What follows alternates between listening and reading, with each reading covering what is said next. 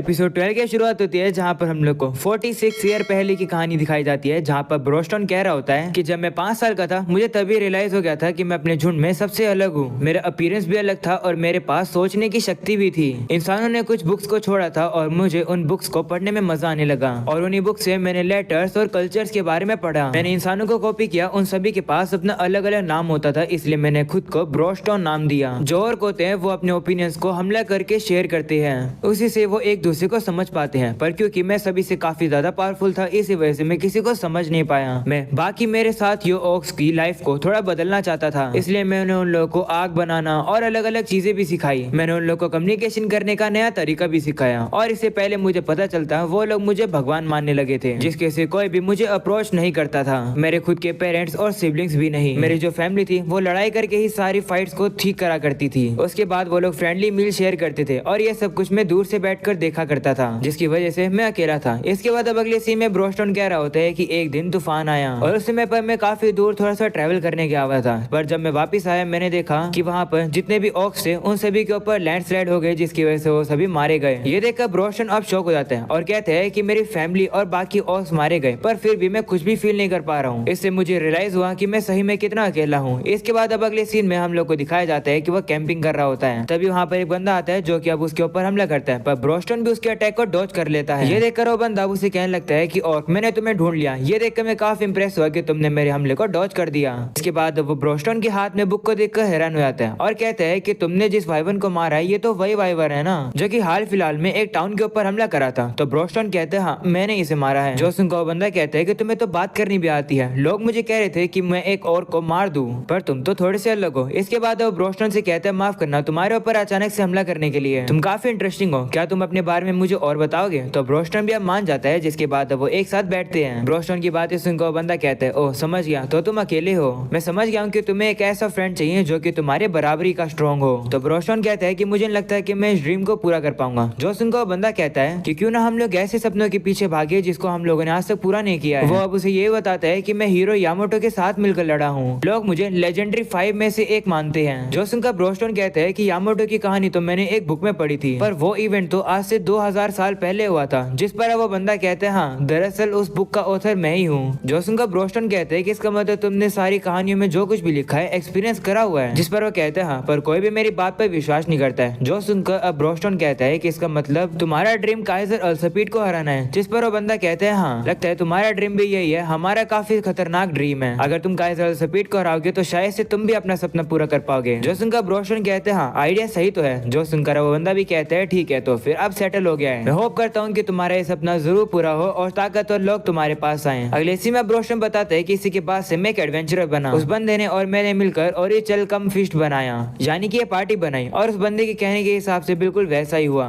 ऐसे लोगों ने इस पार्टी को ज्वाइन किया जो कि बिल्कुल मेरी तरह ही थे। सभी लोगों के पास अपनी खुद की अलग अलग ताकत है, पर मैं एक ऐसी लड़ाई करना चाहता था जो कि मैं और के साथ ही कर पाता था, पर मैं इन लोगों से नहीं कर पाऊंगा वैसी वो लड़ाई। इसलिए मैंने एक बंदे के लिए एक ट्रेनिंग प्लान बनाया। उस प्लान को देखकर मिजेट कहता है कि दुनिया में ऐसे कोई भी पर्सन नहीं है जो कि ऐसी ट्रेनिंग को सर्वाइव कर पाएगा। ये सुनकर ब्रोस्टन भी अपने सपने पर गिव अप करने वाला होता है, पर वो हार नहीं मानता है, वो गिव अप नहीं करता है। और अब सीन वापस से प्रेजेंट का आता है जहाँ पर ब्रोस्टन ये सारी बात एरिक को बता रहा होता है और कहता है कि किस्मत अब मेरे सामने तुमको ले आई है, चलो अब हमारे मैच को कंटिन्यू करते हैं। जो सुनकर एक भी अब सोचता है कि ब्रोस्टन ने 2 साल मेरे ऊपर लगाए हैं मेरी ट्रेनिंग करने के लिए। वह ये भी याद करता है कि ब्रोस्टन ने उसे क्वार्टर थम्स अप के बारे में बताया था जो कि और करते हैं। एक ऐसा साइन होता है जिससे तुम डिक्लेयर कर रहे हो कि तुम अपने डिफेंस को छोड़कर लगातार हमले करोगे। सीन वापस से प्रेजेंट का आता है जहाँ पर रिक अब उसी क्वार्टर थम्स अप को करता है, जो देखकर ब्रोस्टन अब काफी शौक हो जाता है और कहता है कि क्या तुम इतना कुछ करोगे। वहीं पर रिक अब रीनेट की तरफ देखकर मन में कहता है कि मुझे लगता है रीनेट मैं तुम्हारे साथ हॉट स्प्रिंग पर जा पाऊंगा। वही ये देखकर भी रीनेट खुश हो रही होती है और अब कह रही होती है मन में रिक इसी वजह से तो मैं तुमसे प्यार करती हूँ। वहीं पर ब्रोस्टन भी अब अपने थम्स अप करता है, जिसके बाद वो दोनों अपनी लड़ाई को शुरू करते हैं और एक दूसरे को मुक्का मारते हैं। उन दोनों का मुक्का काफी ज्यादा ताकतवर होता है, जिसकी वजह से शॉकवेव के कारण अब पूरा स्टेडियम में टूटने लगता है। पर वो दोनों तो अब भी नहीं रुक रहे होते हैं, वो एक साथ ही लगातार एक दूसरे के ऊपर हमला कर रहे होते हैं। रिक भी काफी बार पिट रहा होता है, पर फिर भी वो हार नहीं मानकर कहता है कि ब्रोस्टन की वजह से मैं अपने ड्रीम को चेस कर पा रहा हूँ, इसलिए मुझे उन्हें रीपे करना होगा। ऐसा बोलने के बाद वो उसे मुक्का मारने लगता है, जिसके से काफी सारे पत्थर अब टूटकर अरीना के उसी बैरियर पर लग रहे होते हैं और अब वो बैरियर टूटने वाला होता है। ये देखकर मिज़ोटा बेली से कहता है कि प्लीज मुझे थोड़ा सा मैजिक दे दो, तो वो भी मान जाती है और अब उसे वो अपना मैजिक देने लगती है। वहीं पर मिज़ोटा अब कहता है कि ये अब ऐसी जगह है जिसे से लोग नहीं देख सकते हैं। ऐसा बोलने के बाद वो अपने टेलीपोर्टेशन मैजिक का यूज करके सभी लोगों को वहाँ से गायब कर देता है। जो देखकर केल्विन काफी घबरा जाता है और कहता है कि तुमने ये क्या किया, जिस पर मिजेट कहता है कि मैंने सभी लोगों को बाहर सेफली पहुंचा दिया है, क्योंकि उन दोनों की फाइट काफी खतरनाक होने वाली है, लोग हार्म भी हो सकते हैं। हम लोग अब देखते हैं कि स्टेडियम में जितने भी लोग थे वो अब बाहर आ जाते हैं और हैरान हो जाते हैं ये देखकर कि वो अचानक से बाहर कैसे आ गए। अगले सीन में अब उन लोग की बैटल को देखकर स्नेप भी हैरान हो रहा होता है और कहता है कि ये लोग कितने ताकतवर हैं। वो अब कहने लगता है कि रिक ने काफी सारे हमले कर दिए हैं, पर फिर भी अगर पावर की बात करें तो ब्रोस्टन के मुक्कों में ज्यादा ताकत है। हम लोग अब देखते हैं कि ब्रोस्टन सीधा हमला करके रिक को नीचे गिरा देता है, जो देखकर सभी लोगों को लगने लगता है कि रिक हार गया। पर रिक अब खड़ा हो जाता है, जो देखकर केल्विन भी अब उसकी तारीफ करता है। रिक अब वापस से याद करने लगता है अपनी ट्रेनिंग को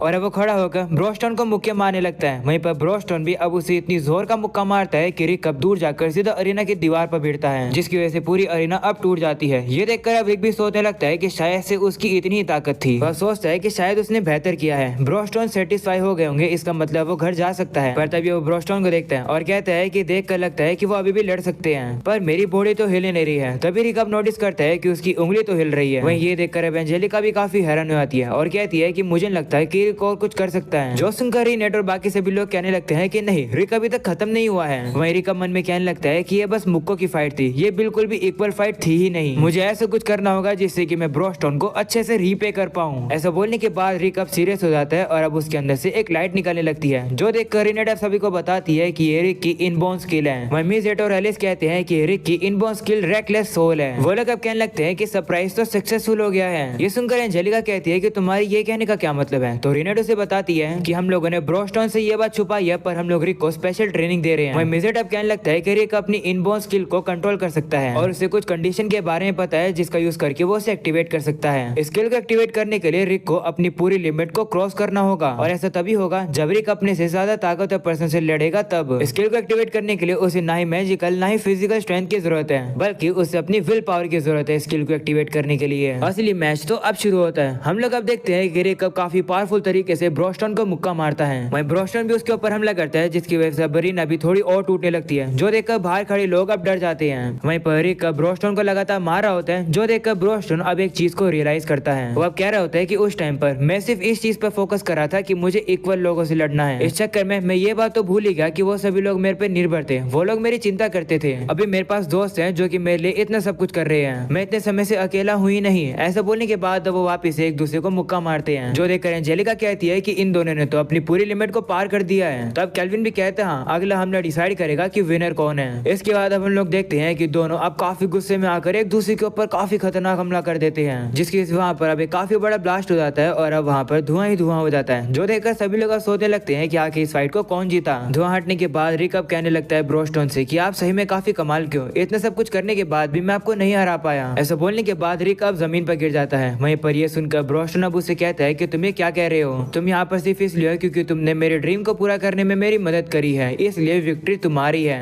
ऐसा बोलने के बाद ब्रोस्टन भी अब जमीन पर गिर जाता है। अगले सीन में हम लोग देखते हैं कि रिक को अब 3 दिन बाद होश आता है, जहाँ पर रीनेट अब रिक से कहती है कि पिछली बार जब तुमने अपनी इनबोर्न स्किल को यूज किया था तब तुम 1 हफ्ता तक सोए थे, इसका मतलब तुम्हारी ट्रेनिंग काम कर गई है। जो सुनकर रिक अब खुश होता है और कहता है कि वैसे ये बेल्ट यहाँ क्या कर रही है, फाइट को तो ब्रोस्टन जीते है ना। जिस पर ब्रोस्टन कहते हैं नहीं, ये तो बस बैटल का रिजल्ट था, पर वॉर को तुम जीते हो। जो सुनकर रिक कहता है कि आप ऐसा कह रहे हो, ये सुनकर मुझे काफी खुशी हुई है, पर अगर आप चाहते हैं तो आपने आपको अब काफी बार हील कर लेते हैं, पर आपने ऐसा नहीं किया, इसका मतलब मैं आपको कभी नहीं हरा सकता हूँ। जो सुनकर ब्रोस्टन कहते हैं कि ये बात सच नहीं है, तुम एक ताकतवर पर्सन हो। इसके बाद ब्रोस्टन मिजेट, एलिस, रिक और रीनेट सभी लोगों का शुक्रिया करता है उसके सपने को पूरा कराने के लिए, मदद करने के लिए। जो सुनकर सभी लोग खुश जाते हैं। वहीं पर रिक कहता है कि इन लोगों के कहने का मतलब क्या है। तो एंजेलिका रिक को बताती है कि मिजेट और बाकी सभी लोग कह रहे थे कि वो लोग ब्रोस्टन को सरप्राइज करना चाहते थे, इसलिए उन लोगों ने तुम्हें तुम्हारी इनबोर्न स्किल की ट्रेनिंग कराने में मदद करी। जो सुनकर रिक काफी हैरान हो जाता है क्योंकि उसे तो ये बात पता ही नहीं थी। और अब अगले सीन में हम लोग ब्रोस्टन को देखते हैं, जो कि अब उस बेल्ट में से उस ज्वेल को निकाल लेता है। ये देखकर रिक कहता है कि इसी के साथ हम लोग काइजर अल सपीड के पास आने के और करीब हो गए हैं। तभी रीनेट वहाँ पर एक स्टोन को ले आती है और कहती है कि हम लोग इस स्टोन को बेल्ट के अंदर लगा देंगे। वो बेली से कहते हैं कि इसके अंदर मैजिक लगा दो जिससे कि ये फेक ना लगे। तो बेलिस भी उसके अंदर मैजिक लगा देती है। तभी रिक अब ब्रोस्टन से कहते हैं कि वैसे रेनहार्ड कितने साल के थे, क्योंकि यामाटो की कहानी तो अब से 2000 साल पहले की थी। जिस पर ब्रोस्टन कहता है कि उसकी असली एज तो आज तक पता नहीं लग पाई है, पर वो कहता था कि उसकी इनबोर्न स्किल की वजह से उसकी लाइफ जो है वो एक्सटेंडेड हो गई है। जो सुनकर रिक कहते हैं कि आपने उससे इतने समय से नहीं देखा है, तो आखिर वो कर क्या रहा है। तो ब्रोस्टन कहते हैं कि अपेरेंटली उसकी बुक की डेडलाइन क्लोज आ रही थी, इसलिए वो भाग गया। अगले सीन में हम लोग स्नेप को देखते हैं जो कि केल्विन के पास आते हैं और कहते हैं कि रिक और ब्रोस्टन ने अपनी विक्ट्री को डिक्लाइन कर दिया है और उन लोगों ने अपनी रजिस्ट्रेशन भी कैंसिल करा दिया है। इससे डिफॉल्टली अब तुम चैंपियन हो, इसलिए ये बेल्ट अब तुम्हारी है। जो सुनकर केल्विन कहते हैं कि मैं इसी तरह से चैंपियन नहीं बन सकता हूँ। अगले सीन में अब हम लोग ब्रोस्टन को देखते हैं जो कि अब उन लोगों का शुक्रिया करता है इतनी मदद करने के लिए। वहीं पर वो लोग भी रो रहे होते हैं क्योंकि वो लोग ब्रोस्टन को छोड़ना नहीं चाह रहे होते हैं। दूसरी तरफ हम लोग रिक को देखते हैं जिसने अपने नेबर्स के लिए काफी कुछ खरीद लिया है। वो ये सब कुछ देखकर ब्रोस्टन अब अपने मन में रेनार्ड से कहता है कि मेरा सपना पूरा हो गया है। अगले सीन में हम लोग देखते हैं कि अब उन लोग के अलग अलग होने का टाइम हो चुका है। एंजेलिका भी अब जा रही है। एलिस उसे कहती है कि वापस जरूर आना, जिस पर एंजेलिका भी कहती है हाँ मैंने ब्रोस्टन से कह दिया है कि वो मुझे ट्रेनिंग दे। जो सुनकर रिक हैरान हो जाता है और कहता है कि क्या तुम मरना चाहती हो, जिस पर वो कहती है हाँ मैंने डिसाइड कर लिया है कि मैं काफी ताकतवर बनूंगी और तुम्हें हराऊंगी।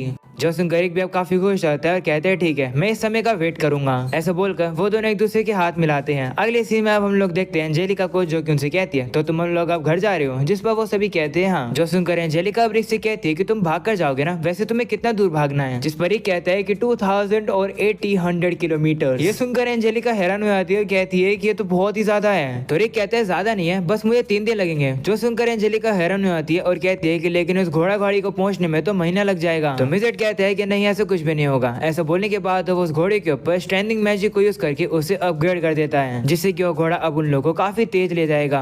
जिसके बाद वो लोग जाने वाले होते हैं, पर तभी अब रीनेट अब रिक से कहती है कि हमारी हॉट स्प्रिंग ट्रिप का क्या हुआ। तो रिक भी अब शर्मा जाते हैं और कहते हैं कि लेकिन वहाँ तो हम लोग तब जाने वाले थे ना जब मैं जीत जाता, पर मैं तो जीता ही नहीं हूँ। जिस पर ब्रोस्टन कहते हैं कि नहीं तुम जीते हो। तो रिक कहने लगता है कि नहीं ऐसा कुछ भी नहीं हुआ है। इसके बाद अब रिक भी सोचने लगता है कि वो हॉट स्प्रिंग पर रीनेट के साथ जाएगा तो क्या क्या करेगा।